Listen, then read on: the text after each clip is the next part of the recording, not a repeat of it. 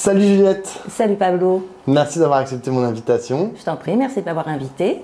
Juliette, tu es responsable de la presse au groupe de la France Insoumise. Tout à fait. À l'Assemblée nationale. Mais si je t'ai invité, c'est pas vraiment pour te parler de ça, c'est parce que tu as écrit un roman qui est sorti il y a quelques semaines, qui s'appelle Marée basse, aux éditions Arcane 17, et que tu as participé à un ouvrage collectif de nouvelles collectives 100% féminines. Ça s'appelle Ceci n'est pas une pipe, et toi tu signes la première nouvelle. Alors ma première question, elle n'a pas trait au cœur de ce que tu racontes, mais au pourquoi, du comment, toi qui t'occupes de la presse à la France Insoumise, tu t'es dit, tiens, je vais faire de la littérature, je vais commettre un roman et une nouvelle. Est-ce que c'était une envie que tu as depuis très longtemps? Est-ce que c'est lié à ton activité politique? Écoute, l'envie d'écrire, elle est là depuis toujours. Je me suis pas décidée soudainement à écrire. J'écris depuis toujours. J'écris à la fois des choses politiques qui me permettent de mettre mes idées en place ou de pousser les coups de gueule que j'ai besoin de pousser. J'en publie parfois sur un blog ou parfois pas d'ailleurs. J'écris quand il y a des moments un peu compliqués, des décisions compliquées à prendre, je passe mon temps à écrire. J'ai retrouvé récemment 150 000 signes sur un moment de ma vie qui était un petit peu compliqué. Je n'avais même pas conscience d'avoir écrit autant. Voilà, j'essaye souvent de poser les choses. Et j'ai un plaisir presque charnel avec l'écriture. Donc j'écris aussi beaucoup des choses qui sont des histoires ou des chansons, de la fiction. Et j'avais ce roman qui a été construit depuis quelques années déjà. Et en discutant avec l'éditrice Marie-Pierre Vieux d'Arcane 17, de l'écriture, etc., elle me demande « Mais toi, t'as jamais eu envie d'écrire un roman ?» Je lui ai répondu « Bah écoute, j'en ai un. » Et je lui ai présenté et il l'a intéressé. On a travaillé ensemble ce roman et il est sorti. Et de la même façon, elle m'a dit bah, « Puisqu'on y est, je fais un recueil de nouvelles. Est-ce que ça t'intéresserait de participer à l'aventure ?» Et je l'ai fait avec grand plaisir. Dans ton livre Marée basse, on suit, alors c'est sur la forme d'un journal de bord, avec à chaque fois, pour chaque chapitre, entre guillemets, le jour et le lieu où c'est écrit, les aventures de Justine, qui est une femme qui est récemment divorcée, qui a laissé sa fille et qui pour la première fois prend des vacances pas toute seule, mais donc avec une bande de potes à l'île de Ré. Ouais. Et donc Justine, elle est un peu perdue dans la vie. Enfin, si je puis me permettre, hein, peut-être que c'est pas comme ça que tu l'as défini, mais enfin, elle m'apparaît comme un peu perdue dans la vie, et elle fait toutes sortes de rencontres. Donc, tu as toute une série de personnages.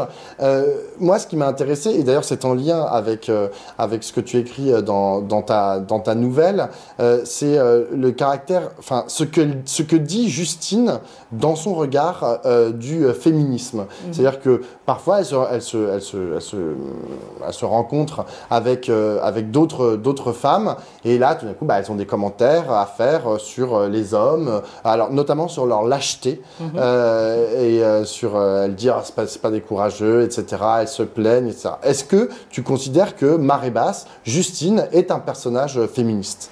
Alors, je pense que c'est un personnage féminin et qui a une capacité de remettre en cause le cours de la vie tel qu'on nous l'impose. C'est plus facile quand même pour les femmes aujourd'hui, c'est-à-dire qu'on peut faire le choix de divorcer, on peut faire le choix du métier qu'on fait, etc. etc. Et ce qui va être intéressant, c'est qu'elle va rencontrer des personnages dans le passé, des parcours d'hommes et de femmes principalement, qui ont toujours tenu à leur propre liberté. Une femme, Adèle, qui a réussi à vivre sa vie comme elle l'entendait suite à des drames, qui n'est pas une femme qui s'est... on sent que c'est une femme qui vient d'une famille bourgeoise, qui a été très aimée, etc., mais qui n'a pas été épargnée par la vie et qui décide en fait de vivre sa vie en dépit des convenances et de s'émanciper des convenances de l'époque. On parle là des années 50, 60. Et une autre femme qui s'appelle Mathilde, qui est une femme contemporaine et qui de la même façon, à un moment, s'émancipe du modèle qu'on nous impose et qu'on impose aussi au-delà des femmes, c'est-à-dire cette espèce de modèle du couple bien rangé, etc. Donc c'est plus, je pense, ça que Justine remet en cause. Je me défends pas du tout que ce soit pas féministe, puisque bien évidemment je pourrais le revendiquer si tel était le cas, mais je pense qu'elle remet surtout en cause la question des convenances établies par la société. Et pour revenir à la question féministe, je pense que les femmes, ayant souvent été, et même encore parfois maintenant, celles qui étaient le plus victimes de ces convenances imposées, sont celles qui peuvent davantage mener à l'émancipation. Puisque pour elles, sans cette émancipation, il n'y a pas d'avenir heureux possible. Alors que les hommes n'ont parfois un peu moins à réfléchir par rapport à la société qui leur a laissé quand même une belle place. Ce que j'ai ressenti, et c'est confirmé par ce que tu dis là, c'est que à chaque fois, ce qui permet l'émancipation, à la fois de Justine, mais aussi des personnages féminins qu'elle rencontre, c'est à l'origine un drame. Je reprends le mot que tu viens d'utiliser, ou une dureté, tu vois. Est-ce que, d'après toi, c'est une condition sine qua non pour les femmes pour pouvoir s'émanciper? C'est-à-dire que, à l'origine de l'accomplissement en tant que femme, à l'origine peut-être de la puissance des femmes, il y a nécessairement un drame.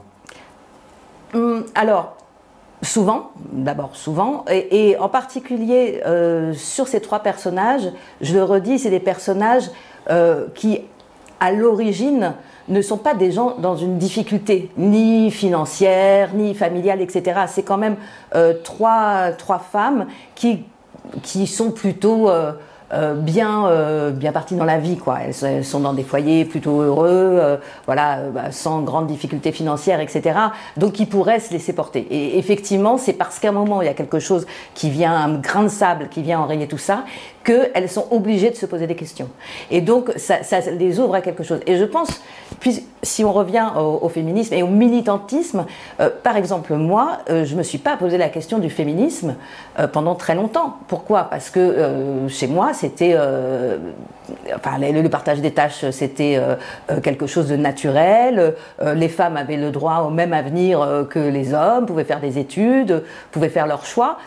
C'est le jour où tu es confronté à des cas de figure où ce n'est pas le cas, parce que dans un contexte professionnel, tu vas tomber sur des gens très misogynes, par exemple, que tu réalises qu'il y a un problème. Alors évidemment, on le réalise aussi en regardant autour, parce qu'on n'est pas non plus très enfermé, mais je pense qu'effectivement, on peut... Je comprends par exemple Annie Ernaux, qui dans les années dit qu'à un moment, si, il faut toujours s'interroger sur est-ce que nos droits sont là pour toujours. Mais effectivement, quand tu es une femme, tu peux penser que tu peux avoir accès à la contraception, que tu peux avoir accès à l'IVG, jusqu'au jour où tu veux un IVG et que tu trouves de place nulle part, et là où tu te rends compte que ton droit n'est pas si acquis que ça.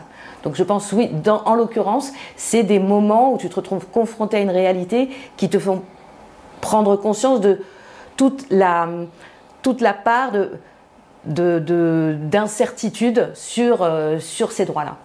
Alors, ton livre se passe à l'île de Ré. J'avoue que quand tu m'as dit que ça se passait à l'île de Ré, je sais que c'est lié, et peut-être que tu vas pouvoir nous en parler, à quelque chose que toi-même, dont toi-même tu as fait l'expérience en fait des vacances à l'île de Ré. Mais pour moi, l'île de Ré, tu vois, c'est un cadre excessivement bourgeois. Tu vois, c'est les vacances des bourgeois l'été. Et toi-même, tu le dis, et je l'ai aussi ressenti en lisant le livre, les personnages. Tu dis que c'est des foyers qui ne sont pas modestes. Moi, j'aurais dit carrément, ce sont des foyers plutôt bourgeois. Tu vois. Est-ce que c'est ça que tu as voulu dépeindre aussi? C'est des personnages qui évoluent dans un cadre bourgeois, ou c'est quelque chose auquel toi, tu n'as pas vraiment fait attention dans le cadre de l'écriture de ton roman? Alors, ça se passe sur l'île de Ré parce que c'est un lieu auquel je suis attachée, c'est un lieu que je connais. Pour tout te dire, quand j'ai commencé à écrire ce roman, au début c'était un texte d'une 20 000 signes à peu près, qui était plutôt un texte qui partait sur justement cette espèce de paradoxe ou entre cette espèce de futilité assumée pendant les vacances et de conversations un petit peu bon, sans trop d'intérêt, si ce n'est que ça nous fait rire, et ce qu'on peut être réellement, c'est-à-dire on assume une forme de superficialité pendant nos vacances qui ne nous représente pas nécessairement, mais que je trouve intéressante, puisque moi, par exemple, sur l'île de Ré, où je vais vraiment depuis longtemps, j'ai la même bande d'amis, et c'est finalement les amis avec lesquels je retrouve encore le plus de points communs, puisque on se retrouve toujours dans un moment où les activités, en gros, c'est se reposer, faire la bouffe et aller se baigner. Et à partir de là, contrairement à d'autres amis dans la vie quotidienne avec qui nos chemins peuvent se séparer parce que nos activités évoluent, là, on reste ensemble. Donc, cette question de cette dualité, voilà, qu'on va assumer en vacances, était le sujet numéro 1 du texte que je commence à écrire. Et à ce moment-là, je ne voulais pas le situer sur l'île de Ré nécessairement. Sauf que quand j'ai voulu le continuer et raconter une histoire, je me suis dit, mais pourquoi tu t'emmerdes? Le décor, c'est celui que tu connais, c'est celui de l'île de Ré, allons-y. Je précise toutefois que moi qui y vais depuis longtemps, il y a toujours eu des bourgeois sur l'île de Ré, des actrices qui venaient, mais justement les Rétais eux-mêmes, parce qu'il y a quand même un personnage qui est un personnage masculin et qui est François et qui lui ne vient pas d'une famille bourgeoise. Un Rétais du cru. Voilà, les Rétais du cru, c'est quand même des gens simples et même encore maintenant. Et l'île a beaucoup évolué avec l'arrivée du pont, etc. C'est-à-dire que moi je continue à y aller, mais si je la découvrais aujourd'hui, je n'irais pas parce que ça devient excessivement cher. Alors que quand j'ai commencé à y aller, eh bien, c'était tout à fait abordable. Voilà, il y avait un pont, etc. Donc, c'était pas nécessairement l'envie de parler de gens bourgeois, puisque, y compris les gens qui vont dans cette maison à l'île de Ré, ils vont parce que ils ont eu cette maison qui leur est arrivée. C'est pas nécessairement des gens qui ont beaucoup d'argent non plus, c'est des gens qui n'ont pas de difficultés, mais voilà, c'est des classes moyennes, on va dire. Mais c'est plutôt... je pense, donc concernant ces gens-là, c'est plutôt un peu le milieu que je connais, qui est le mien. Voilà, qui est un milieu où on a de quoi vivre et partir en vacances, mais on n'est pas non plus très riche, mais on n'est pas en difficulté, on n'est pas en précarité. C'est plutôt ça qui... la réalité, c'est plutôt ça. J'ai pas fait un roman social, ça je le reconnais. Alors justement, je vais tourner ma question à l'envers. Dans tous tes personnages, la question sociale n'est pas abordée. Oui. Et je te dis ça, j'en ai rien à foutre que genre, dans un roman, cette question-là ne soit pas au centre. Mais je le mets en rapport avec ton identité de Juliette Prados qui travaille pour la France Insoumise. Et du coup, c'est vrai que moi, je m'attendais comme un idiot, tu vois, en lisant ça, à retrouver des problématiques qui sont celles de la France Insoumise, qui sont celles de nos combats politiques, tu vois. Alors, il y en a qui sont liés, comme on a dit tout à l'heure, au féminisme, mais comme la question sociale n'est pas traitée, je me suis posé la question de la dualité aussi de Justine / Juliette, tu vois. Alors, je ne sais pas si c'est toi, Justine, et genre, je n'ai même pas besoin d'une réponse, tu vois. Mais je me suis dit, tiens, elle a comme voulu raconter, enfin, se mettre dans un autre mode que le Juliette Prados qui travaille à l'Assemblée nationale pour le groupe de la France Insoumise.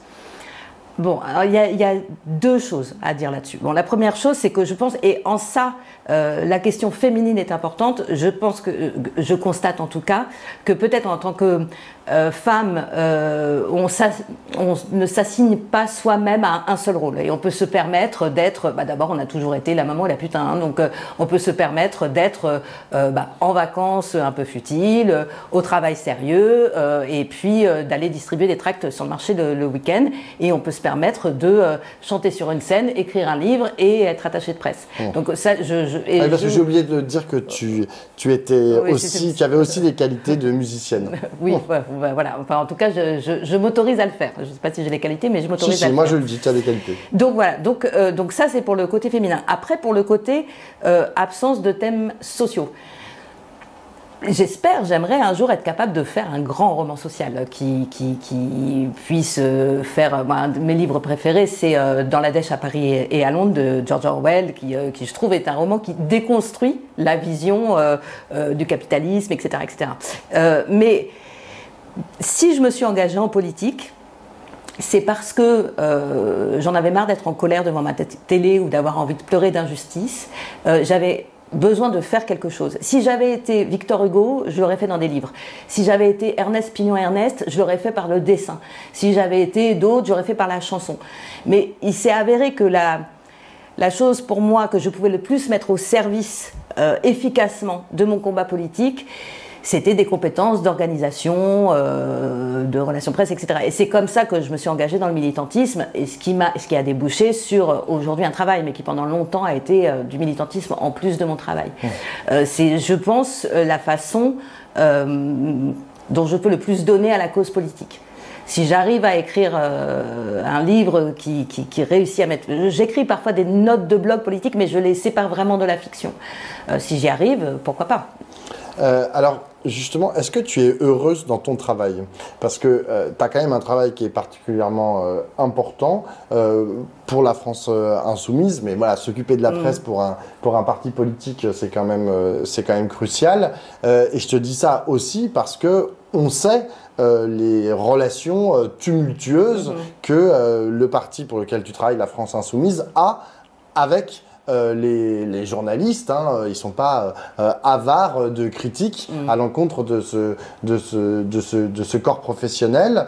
Est-ce que toi, tu arrives en fait à faire ce trait d'union entre ce monde de politique et d'élus pour lequel tu travailles et ce monde de journalistes? Genre, comment est-ce que tu le vis? Alors déjà, oui, je suis heureuse dans mon travail, pour répondre à ta question. J'ai travaillé longtemps avant hors de la politique et j'ai eu un peu peur en m'engageant en politique parce que être nourri par le parti que tu défends, c'est vraiment une question qui m'a traversée. J'ai beaucoup réfléchi et je n'ai jamais regretté. Donc je suis heureuse dans mon travail. Ça ne veut pas dire que je ne suis pas exaspérée parfois par un article de presse, par la façon dont on est traité, que je n'ai pas d'immense colère par rapport à ce que je vois dans l'hémicycle, puisque, encore une fois, le moteur de mon engagement politique, c'est cette incapacité à rester tranquille face aux injustices que je vois, et de me dire qu'en plus, les hommes sont aux commandes de la société qu'ils ont créée. Donc, je ne supporte plus d'entendre dire c'est comme ça, pas autrement, on doit baisser la tête et attendre que ça passe. Donc, pour moi, il faut agir. Donc j'ai un travail où à la fois je trouve du sens, où à la fois j'estime que je donne mon temps à une cause que je défends, et en plus j'ai un travail qui me plaît par sa diversité. J'ai heureusement il y a même des journalistes sympathiques, voilà, et surtout c'est intéressant, y compris de confronter des idées, et c'est un travail très prenant, mais qui me plaît, dans lequel je me sens bien. Comment est-ce que tu juges les discours, en gros, qui sont produits par certains élus insoumis à l'encontre de la presse? Je te parle notamment des discours, à commencer par Jean-Luc Mélenchon, qui est, encore une fois, je vais répéter, mais très vert à l'encontre des journalistes, qui très souvent, alors parce qu'il monte très souvent en généralité, souvent, en fait, il parle d'un sujet, puis à la fin, il finit par dire oui, les journalistes, etc., qui disent n'importe quoi. Il l'a encore répété. J'ai trouvé ça, c'était dans Dimanche en politique. Oui, chez Letellier. Voilà, chez Letellier, où quand il a dit, on lui parlait de est-ce que vous allez quitter Twitter, et il dit pourquoi je quitterai Twitter? Non. Et ensuite, il lui dit mais c'est quand même un média où il y a plein de fake news. C'est Sophie Dravinel qui lui dit ça. Et il dit mais enfin bon, les médias aussi, il y a plein de fake news. Tu vois, mettant à égalité Twitter et la presse française. Encore une pique à l'égard de la presse. Est-ce que toi, tu valides ça? Est-ce que tu comprends? Tu viens de dire que t'étais pas... parfois, tu étais énervé en lisant des articles de presse, ce qui est tout à fait normal. Surtout, parfois, ils sont pas piqués des hannetons. Mais il y a quand même une espèce une défiance que peu de partis ont à l'égard de la presse, notamment les partis de gauche. Si je prends le Parti communiste, Europe Écologie Les Verts ou le Parti socialiste, ils ne tiennent pas le même discours que la France insoumise à l'égard de la presse.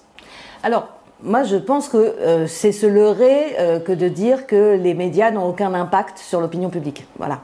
Alors, il y a une évolution, justement, parce qu'il y a des réseaux sociaux, parce que maintenant, par exemple, je vois, il y a toute une jeune génération qui n'a pas la télé chez soi et qui n'a pas le réflexe de la télé et qui va aller s'informer sur les réseaux sociaux, etc., etc. Mais quand même, globalement, les médias peuvent tendre vers une représentation de la société qui peuvent... puisqu'on parle des insoumis, par exemple, en ce moment, la petite musique, c'est de dire les insoumis s'institutionnalisent. Voilà. Comme c'était en 2017, les insoumis, oh là là, à l'Assemblée, ils sont collectifs et puis ils travaillent. Comme c'était il y a 2 ans, oh là là, les insoumis, ils foutent le bordel. Voilà. Et en fait, à chaque fois, il y a un effet d'entraînement où soudainement, tout le monde va dans ce sens-là. Et je pense que, moi, je pense qu'une des choses qui nuit à la qualité de la presse, alors encore une fois, bien évidemment, on va dire la presse, bien évidemment, on va dire les journalistes. Ça ne veut pas dire qu'il n'y a pas des journaux qui font le travail plus sérieusement, des journalistes sincères, etc., etc. Et y compris, il y a même des journalistes qui portent un regard sur ce qu'ils écrivent parce que leur rédaction leur demande. Qui peut être, ou même dans la presse audiovisuelle, hein, j'en entends qui sont là à l'Assemblée, qui disent désolé, ma rédaction me demande d'interroger là-dessus, alors qu'ils savent très bien que notre préoccupation sur le moment c'est autre chose.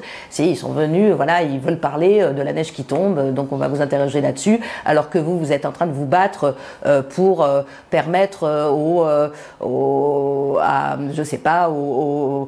d'encadrer les salaires de 1 à 20, mais c'est pas notre sujet aujourd'hui. Donc, bien évidemment, il hiérarchie des sujets pour les grosses chaînes d'infos. Et puis, il raconte une histoire pour les journaux politiques. Il faut avoir en tête qu'en France, il y a, d'une part, je crois qu'on est le pays où il y a le plus de matinales et d'émissions où on invite des politiques. J'avais discuté une fois avec des Espagnols, ils me disaient, mais chez nous, on n'a pas tous les matins 16 matinales avec des invités politiques. Voilà. Donc, on a 4 chaînes d'information en continu aussi. Voilà, quand même un aussi, et qui remplissent avec des politiques qui tiennent mieux parfois de chroniqueurs, y compris, voilà. Donc la politique finalement dans les médias est un des sujets, comme on met un film, tiens on va mettre la politique, voilà, donc il y a cette espèce déjà d'abord là, et ensuite il y a autre chose qui est que le fonctionnement de la presse écrite en l'occurrence, mais qui rejaillit aussi un peu sur la radio et la presse audiovisuelle, ce sont le principe des rubricards, c'est-à-dire des gens dont le travail, et encore une fois parmi eux il y en a y compris avec qui je peux bien m'entendre, mais dont le travail est de parler du microcosme politique.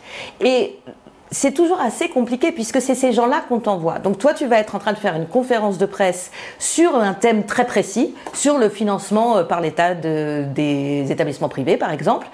Et en fait, eux vont te sortir un papier en disant l'AFI prend le lead sur ce sujet que pourtant les Verts, allez, je raconte n'importe quoi, mais que pourtant les Verts avaient essayé de préempter. Donc ils vont avoir un abord politicien, voilà, sur un sujet plutôt qu'un sujet de fond. Alors, pas toujours, il y a parfois des articles de fond, etc. Mais on ne peut pas non plus leur reprocher. En fait, en gros, ils sont payés pour ça, en quelque sorte. Et souvent, quand on nous dit, par exemple, sur une émission, reparlons de Dimanche Politique, elle s'appelle Dimanche Politique, mais il y a cette rubrique avec Sophie de Ravenel qui s'appelle Tout est politique. Mais en fait, on ne parle pas de politique à cet endroit-là. La politique, pour moi, c'est quelque chose de noble, c'est comment on veut changer la société, quelles propositions on fait. Non, on parle de tactique, de stratégie, c'est politicien, finalement. Et il y a cette approche-là qui peut parfois générer une fuite en avant, un effet d'entraînement. On a des marronniers en politique, comme on en a pour la rentrée scolaire, comme on en a. Et parfois, on ne peut pas se comprendre. On peut pas se comprendre. J'ai une dernière question, Juliette. Je suis allé à la soirée de lancement de ton livre. Ouais. C'était au Point éphémère dans le nord de Paris. Et il y avait beaucoup de politiques. Oui. Donc c'était beaucoup tes amis. Il y avait beaucoup de gens d'élus de la France insoumise notamment. Ma question c'est, est-ce qu'ils ont lu ton livre est-ce qu'ils t'en ont parlé? Parce qu'on se pose souvent la question, ou plutôt... je tourne autrement, moi je déplore souvent l'absence de rapport très fort des élus, des responsables politiques avec la question culturelle au sens large. Ils en parlent peu, hein. Enfin, je veux dire, c'est pas dans les grandes lignes du programme la question culturelle, et encore moins à l'intérieur de cette question culturelle, la question de l'art et de ton roman. Du coup, est-ce que toi, tu as eu des retours qui t'ont paru intéressants de la part de qui ou que sais-je, qui font de la politique sur ton roman? Est-ce qu'ils l'ont lu? Alors, déjà, Mathilde Panot l'a lu et a même été la toute première à l'avoir lu, puisque quand je t'ai dit que ce roman traînait depuis quelques années, je l'ai écrit. J'ai réussi à l'écrire parce que chaque jour, je lui donnais un chapitre. Voilà, donc elle attendait le chapitre suivant, c'était avant qu'elle soit présidente de Panot, groupe, tu vois. Voilà, c'est ça.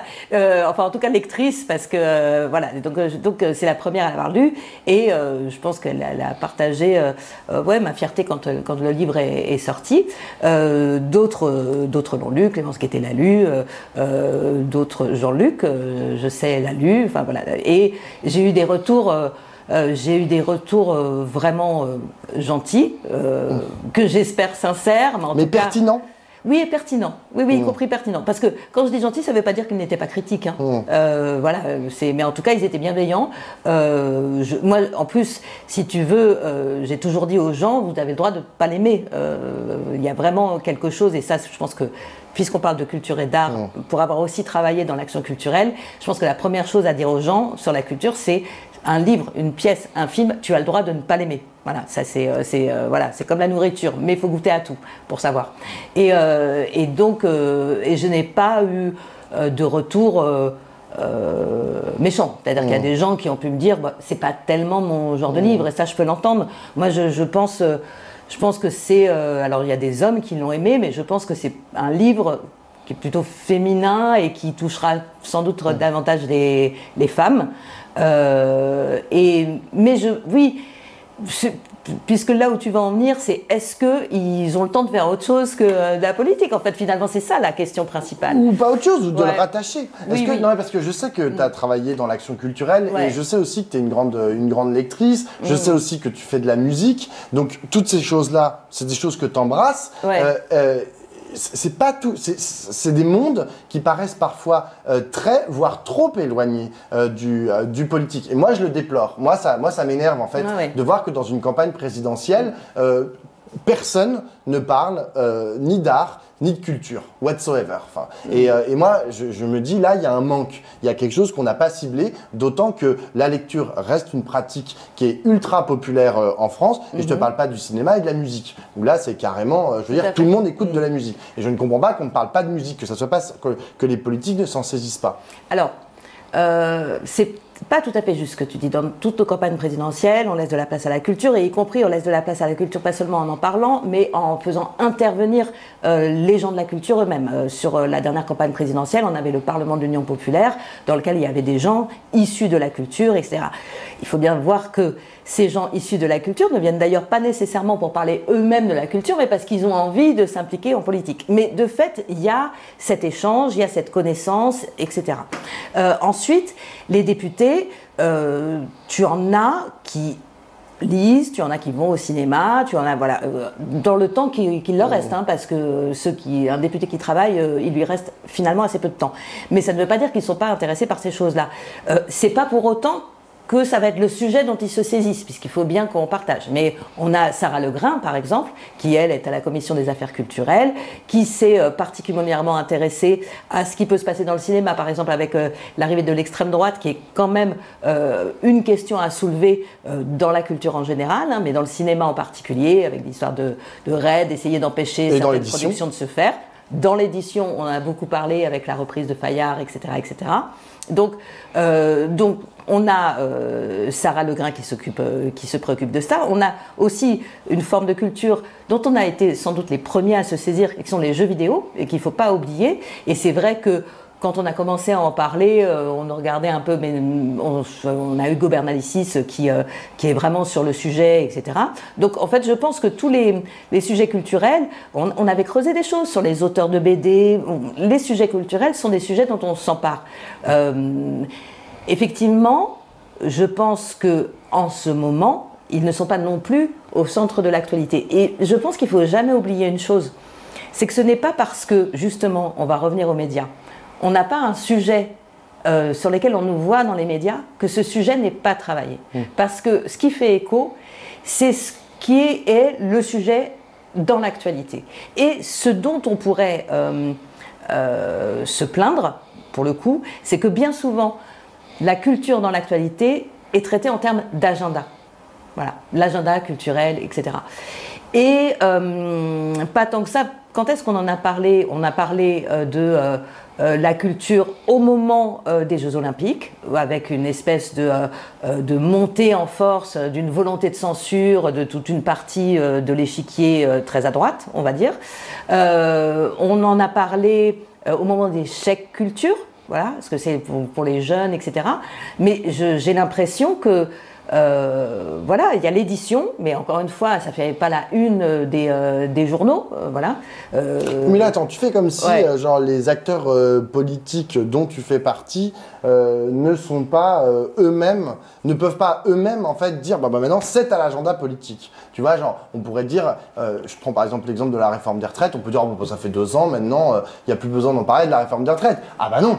Genre, la France Insoumise et la gauche, et je lui en sais gré, ils disent, bon bah non, on va la remettre à l'agenda et on va remettre l'abolition de la réforme des retraites à l'agenda. Et vous réussissez à en faire un sujet qui, y compris, peut faire la une des journaux, des brèves de BFM TV ou je sais pas quoi. Donc, vous êtes aussi des acteurs, en fait, de cet agenda. Vous n'êtes pas seulement passifs, c'est pas, ah bon, bah ils veulent pas en parler, tant pis. Tu vois ce que mais on a déjà mis à l'agenda et dans nos niches des sujets culturels. Et alors là, il faudrait que je te les retrouve. Il faut pas que tu me coupes. Mais voilà. Mais c'est oui. Dans les faits et peut-être malheureusement et ça finalement la culture et on va pas dire en politique, on va dire pour tout un chacun. Je pense que souvent la culture arrive après. Moi, j'ai travaillé notamment pour le Printemps des Poètes, etc., et j'avais autour de moi des gens qui pouvaient dire oui, alors je ne comprends pas que les gens ne veulent que des livres en poche, quand même, s'ils veulent vraiment des livres, tu peux mettre ça dans ton budget. Moi, quand j'étais étudiant, dans ma chambre de bonne, je mangeais du pain sec, mais j'avais des livres, etc. Bon, sauf que dans la vraie vie, ça se passe pas comme ça. Je veux dire, c'est une chance d'avoir une passion culturelle, c'est une chance d'avoir d'être fou de littérature, d'être fou de cinéma, d'être dans la vie, c'est que il faut que tu aies ton toit sur la tête, il faut que tu aies de quoi manger, il faut que tu aies de quoi t'habiller, et après, tu peux lire. Alors heureusement, il y a tout un tas de dispositifs, et là on se parle, on est à Montreuil où il y a beaucoup de choses à destination des jeunes qui peuvent aller au cinéma, etc., etc. Mais bien souvent, dans le quotidien, la culture vient après, et c'est ce qu'on ajoute à la fin. Je pense que dans la vie, c'est pareil. Dans la vie, c'est pareil. Mais si ça ne tenait qu'à moi, on reviendrait au temps du TNP, on reviendrait à tous ces moments-là, parce que finalement, quand tu passes dans la rue et que tu as de la musique, ça fait du bien, tu as envie de t'arrêter, parce que tu as la culture avec une forme d'exigence qu'on peut avoir, mais tu as une culture qui est un divertissement, et je pense que tout le monde devrait pouvoir y avoir accès. Eh ben, merci beaucoup Juliette. Je le rappelle, donc 2 livres aux éditions Arcane 17. D'abord ton roman Marée basse, et puis un livre de nouvelles écrit collectivement avec d'autres femmes qui s'appelle Ceci n'est pas une pipe. C'est ça, et ça fait des très beaux cadeaux de Noël, pas très chers, et puis qui ramènent de la culture dans vos Noëls.